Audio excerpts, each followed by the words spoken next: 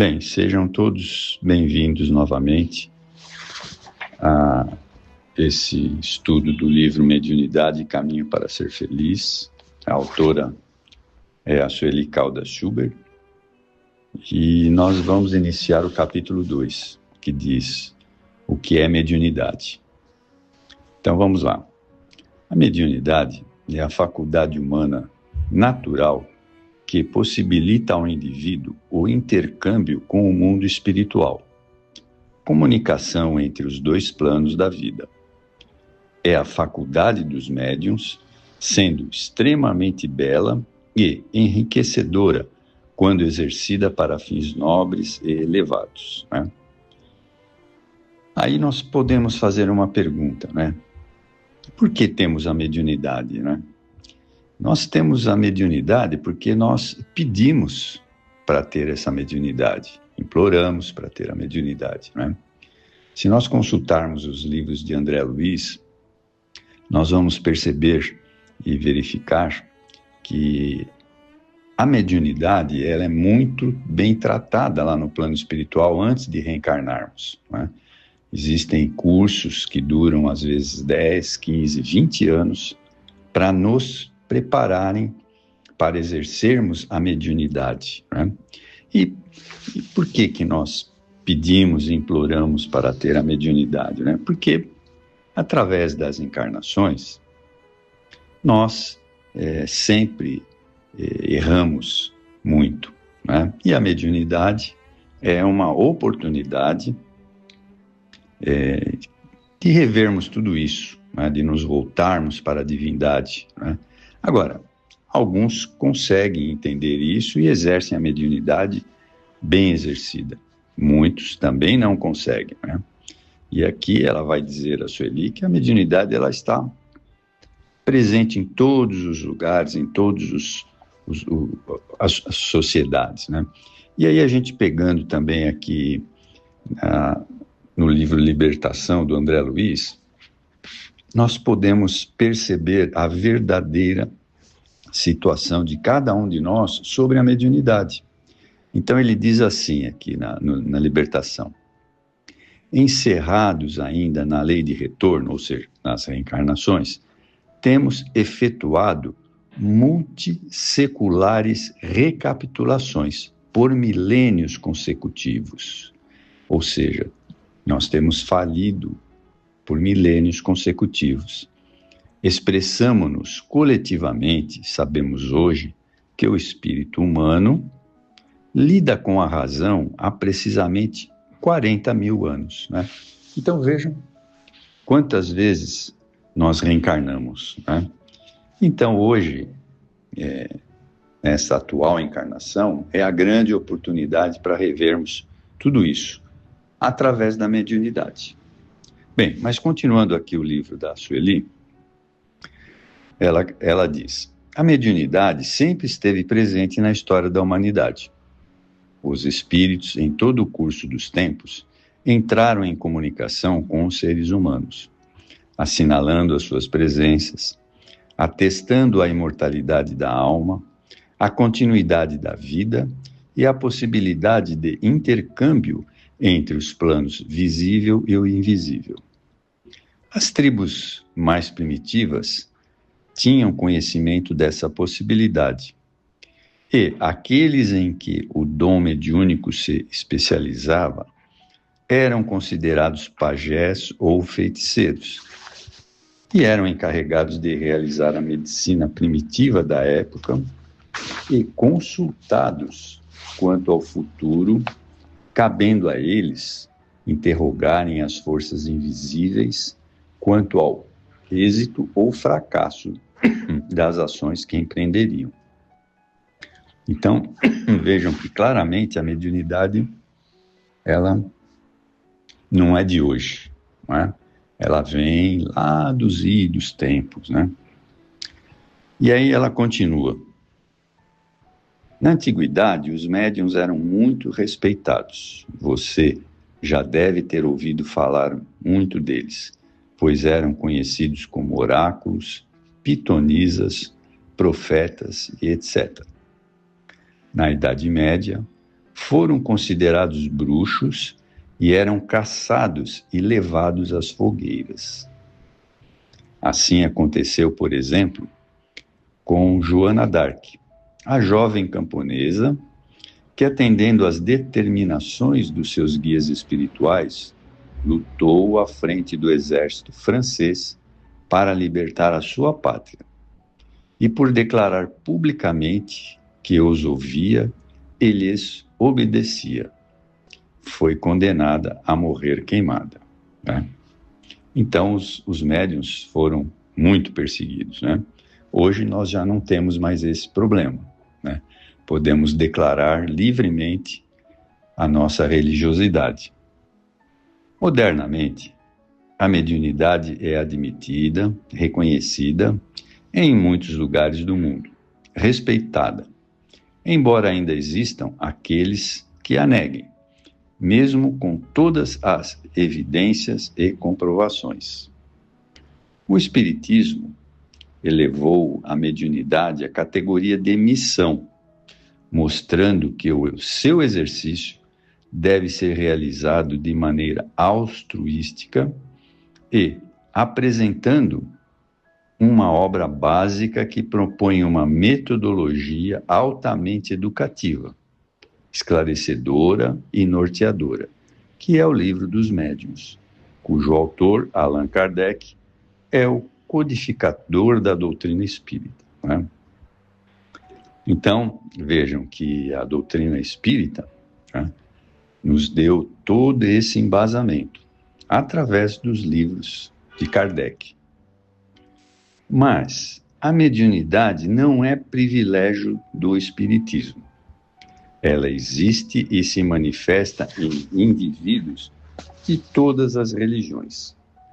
Se você observar atentamente, irá encontrar manifestações mediúnicas em toda parte, desde as que estão registradas na Bíblia até nos atuais trabalhos da Umbanda, nos cultos afro ou mesmo nas práticas evangélicas ou carismáticas. Quando direcionadas para o mal, se apresenta como magia negra, rituais satânicos e etc. Como faculdade, a mediunidade é uma só, porém manifesta-se ou exterioriza-se de diversas maneiras, né? Isso quer dizer o seguinte, né? Que mesmo tendo as mediunidades iguais, cada um de nós é um universo à parte, né?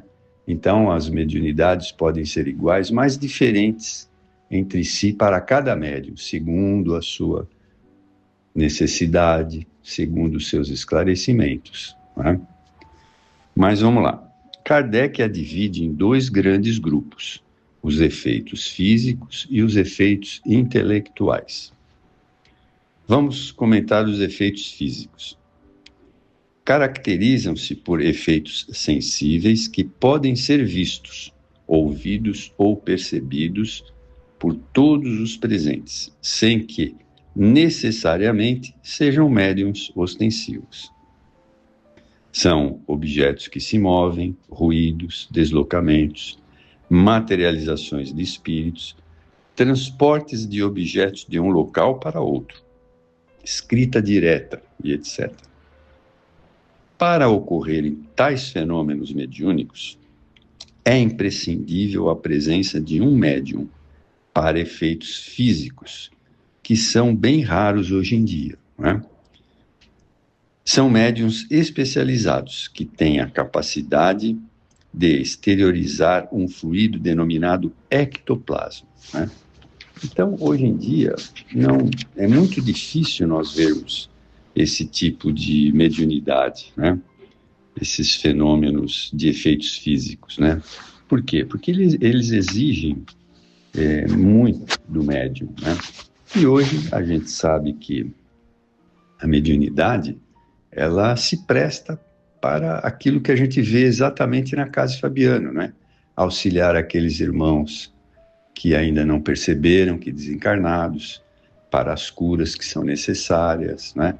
E até para mostrar para aqueles irmãos, né, o que é que aconteceu com eles, né? Isso tudo através da retirada do ectoplasma de cada um dos médiuns.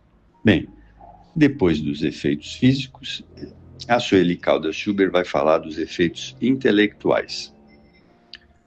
São comunicações que expressam um pensamento, uma vontade, uma ideia. Via de regra, são transmitidas através da psicografia, quando o espírito se utiliza da mão do médium para escrever a mensagem, ou da psicofonia, quando o espírito se utiliza dos órgãos vocais do médium. Allan Kardec descreve que esses dois efeitos muitas vezes estão associados, como no caso da escrita direta, na qual o espírito escreve num papel ou lousa dentro de uma gaveta fechada a cadeado e, logicamente, sem que se utilize da mão do médium. Mas, para que isso se dê, é preciso que esteja presente no ambiente um médium de efeitos físicos, que hoje em dia, como a gente já comentou, é muito mais difícil, né?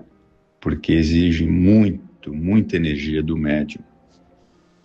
Mas, vamos lá. O importante é saber que a mediunidade é a porta que se abre para os planos espirituais e que compete a cada um em que ela se manifeste mantê-la aberta para o intercâmbio com os espíritos de luz. Para isto, há necessidade de muito estudo, a fim de que a pessoa se prepare de maneira equilibrada, direcionando a sua faculdade para servir à humanidade, sob a orientação espírita que lhe proporcionará uma felicidade interior jamais antes alcançadas, né? Então aqui, mais uma vez, a gente ressalta a necessidade e a prioridade do estudo, né? Por quê? Porque somente estudando os livros da codificação doutrina é que nós estaremos cercados de bons espíritos, né? Porque os espíritos inferiores não gostam de ouvir estas situações da doutrina espírita, então eles acabam fugindo dessa situação, eles não gostam de ouvir isso. Agora, para nós, o estudar é essencial, não adianta a gente querer saber por ouvir desse ou daquele que isso aconteceu na doutrina ou não. O importante é que cada um de nós estude, né? Muitas pessoas vão reclamar que, mas os livros são de difícil entendimento, são muito grandes, são muitas páginas. Bem, diria duas coisas. Primeiro, a leitura deve ser feita com o dicionário do lado. Segundo, a gente pode dizer ou comparar com o estudo de um advogado. Se o advogado quer ser um bom advogado, ele tem que ler todas as leis do Brasil, né? E o Código Civil e Penal são extremamente longos. Mas para ser um bom advogado, ele precisa conhecer todas as leis, né? E assim, nós na doutrina espírita, para sermos bons médiuns, precisamos conhecer a doutrina espírita lendo as obras de Kardec, que são essenciais para que nós possamos exercer a nossa mediunidade muito bem exercida. Mas continuando. Vale ressaltar que a mediunidade pode manifestar-se desde criança, pois as crianças têm relativa facilidade de perceber a presença de espíritos e, com eles, manter um convívio espontâneo e natural. Não se pode perder de vista a premissa básica. Todos somos espíritos, e o plano espiritual é a nossa pátria de origem, né? Então, veja, nós estamos temporariamente aqui, exercendo um nome, uma função, né? Agora, nós realmente moramos lá no plano espiritual. Lá é a nossa casa. Lá é que continuaremos a nossa jornada como espíritos terrestres. Estamos aqui para o nosso aprendizado. Então, tudo é aprendizado. Continuamos errando, porque ainda somos espíritos imperfeitos. Mas a nossa verdadeira pátria é lá no plano espiritual. Bem, são bastante conhecidos os casos de criança que conversam com amiguinhos, invisíveis aos adultos que a cercam, com quem brincam e se entretêm, sem que isso denote qualquer alteração psíquica. Isto é possível porque o processo reencarnatório só se completa aos 7 anos de idade, o que propicia e facilita o intercâmbio com o mundo espiritual. Para aquelas crianças que já apresentem uma predisposição. Bem, é mais ou menos 7 anos, né? Isso pode variar de espírito para espírito, né? Aí, continuando. Com o crescimento, elas se vão desligando da realidade espiritual e se integrando na atual vivência física, razão pela qual cessa essa comunicação com a espiritualidade, né? Então, a gente não, até passar direitinho essa fase das crianças, a gente não sabe se essa mediunidade vai permanecer ou não, né? Se aquela criança vai ter realmente a mediunidade. Mas o fato é que muitas crianças, principalmente as crianças que estão chegando, né, que são esses espíritos que vêm rapidamente com aquela sede, né, eles normalmente têm essa visão, mas a gente não pode caracterizar se eles vão ser médiums ou não, né? Aqui tem uma explicação da Sueli.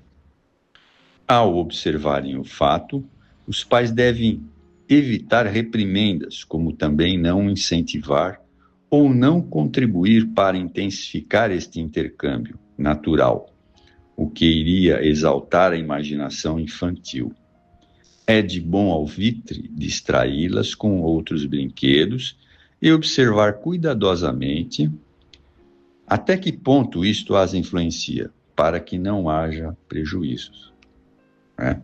O Espiritismo recomenda para tais casos a fluidoterapia, os passes espíritas, no intuito de adiar momentaneamente a eclosão da mediunidade, pois é possível que a faculdade venha a se manifestar mais tarde. E os pais devem cultivar um bom ambiente no lar, atentando para a necessidade de cultivarem uma religião, não apenas como um rótulo, mas sim na vivência de cada dia, para que se estabeleçam defesas espirituais no círculo familiar, né? Então, pode ser que essa criança no futuro venha a desenvolver a mediunidade ou não. Mas o importante é que nós, na Casa de Fabiano, também temos os trabalhos para as crianças, né? Então, é necessário fazer uma orientação e levá-los no dia da orientação. Então, continuando. Não há, assim, uma idade determinada para a eclosão da mediunidade. Via de regra, ela não se apresenta em indivíduos idosos pelas próprias e naturais limitações orgânicas e psíquicas. Por outro lado, o exercício da faculdade só deve ser feito por pessoas muito jovens, quando estas denotam certa maturidade psicológica. Embora a gente saiba que hoje, né, as crianças já com 14, 15, 16 anos já eclodiram na mediunidade, né? Então, qualquer dúvida, na Casa de Fabiano existe a orientação para isso, né? E aí o orientador deve indicar ir ou não para a sessão, né? Mas esta nossa casa bendita nos dá essa oportunidade. E aqui, para terminar, é imprescindível que o indivíduo recorra a um centro espírita bem orientado para receber os esclarecimentos. A mediunidade, conforme a síntese admirável do Espírito Emmanuel, é o ensejo de serviço e aprimoramento, resgate e solução. Bem, eu espero que vocês tenham gostado de mais este capítulo da Sueli. Muito obrigado.